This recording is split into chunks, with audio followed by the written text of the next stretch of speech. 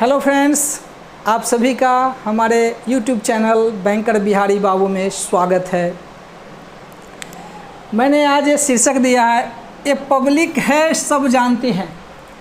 वैसे मैं पॉलिटिक्स में भी इंटरेस्ट रखता नहीं हूँ, लेकिन आज ये ज़रूरी हो गया मुझे ये जो आज जनतंत्र का महापर्व का जो रिजल्ट आया है उस पर बताने के लिए कि ये पब्लिक है सब जानती है।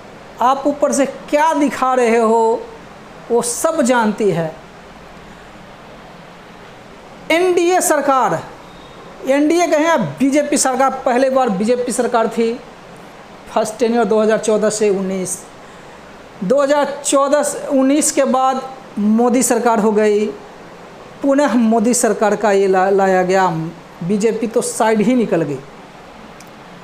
साथियों, आज जो जनादेश पब्लिक ने दिया है वो बहुत बड़ा लोकतंत्र की बहुत बड़ी जीत है।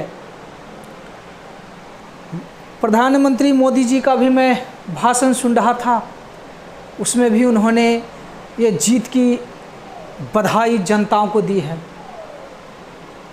ये खूबसूरती है इस जनता की, ये देश की और ये लोकतंत्र की कि ये 140 करोड़ जनता अपना प्रधानमंत्री चुनता है, अपने सरकार को चुनती है।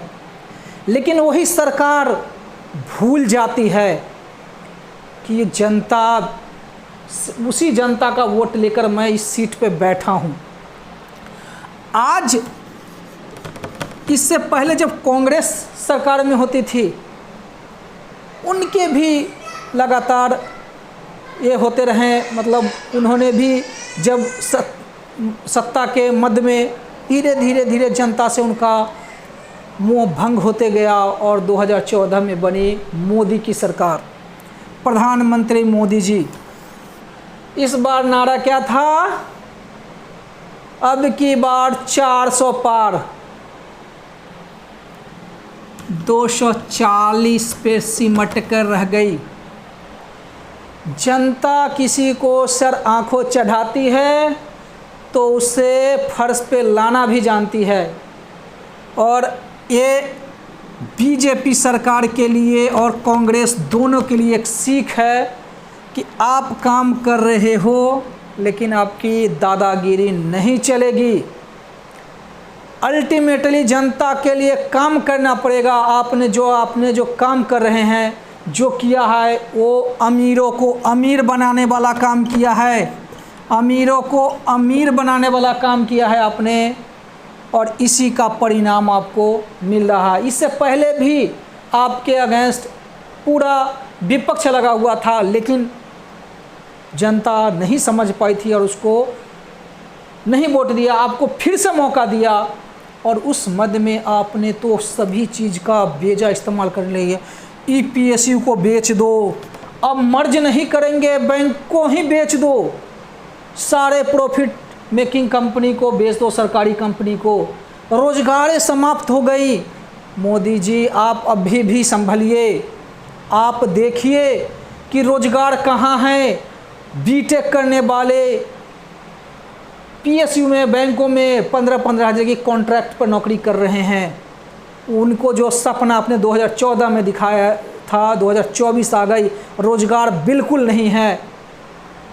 आप यूनिलैटरल फैसला लेते गए, जो मन में आया वो करते गए। किसान के पक्ष में हो, विपक्ष में हो, आपको किसान ने हार मनवाया और आप देखिए पंजाब ने आपको सुपड़ा साफ कर दिया। हम ना कांग्रेस के फेवर में हैं ना किसी है, मैं इंडिपेंडेंट हूँ, लेकिन जो गलत है वो गलत है। आपको मौका फिर से तीसरी बार जनता ने दिया है एनडीए के सहयोग से, पूरे एनडीए को दिया है, अकेले आपको नहीं दिया है। अगर आपको अकेले देता तो 272 पार होते और 400 के आंकड़ा को भी पार करते। आपको एक संभलने का मौका दिया है कि आप फिर से उस जनता जिसका वोट लेकर आप फिर से प्रधानमंत्री बनने वाले हैं, उसके लिए काम कीजिए। पीएसयू जो प्रॉफिट मेकिंग है उसको बचाइए। अडानी और अंबानी के काम करने से आपका भला नहीं होना है। वही अडानी अंबानी के चक्कर में आपकी ये हालत हुई है। आज अगर सोचिए हमारे नीतीश चाचा अगर पलटी मार गए और उधर चंद्रबाबू नायडू, तो आपकी नैया डूब गई। आप जो हर सरकार में तोड़ मोड़ कर बनाते थे वो तो गया। आपको फिर से एक मौका मिला है एनडीए के रूप में कि आप जनता के बीच का काम कीजिए। आपने महंगाई इतनी हो गई लेकिन डीए के नाम पर आपने कुछ नहीं दिया किसी को। आप कहते रहे कि महंगाई नहीं है, महंगाई को कंट्रोल कागज़ पर कंट्रोल होता है, एक्चुअल में महंगाई कंट्रोल करनी चाहिए थी आपको। आपने 300-350 के सिलेंडर को 1200 सिलेंडर कर दिया। जब इलेक्शन आता है आप 200 रुपया कम कर देते हैं। 100 रुपये हो गया आपका पेट्रोल। अरे जो बड़े बड़े हैं उनको पेट्रोल की क्या, हो तो 4 और 5 के एवरेज देने वाली गाड़ी चलते हैं, 2 की एवरेज वाली गाड़ी या करोड़ों की गाड़ी चढ़ते हैं, उनको क्या फ़र्क पड़ता है 100 रुपया से। लेकिन जो बाइक से दिन भर घूमते हैं उनको 1 लीटर भराने में 100 रुपया लगता है, वो जो कि 60-65 लगता था।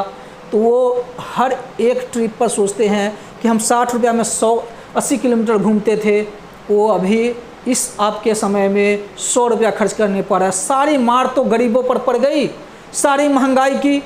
अमीर तो क्या है, जीएसटी क्लेम ले लेते हैं। अगर वो मोबाइल भी खरीदते हैं उस पर 28% 18% जीएसटी मिलता है, वो इनपुट क्लेम ले लेते हैं। हम जैसे गरीब, हम जैसे लोग जो मिडिल क्लास है, उनका आपने टैक्स साल में पूरे 10 साल में कुछ किया ही नहीं। कुछ लोग जो सेविंग करते थे किसके नाम पर कि भाई 80C में बेनिफिट मिल जाएगा, हाउसिंग लोन ले लेंगे तो बेनिफिट मिल जाएगा, आपने वो भी ख़त्म कर दिया। न्यू रिजिम में आ जाओ भाई।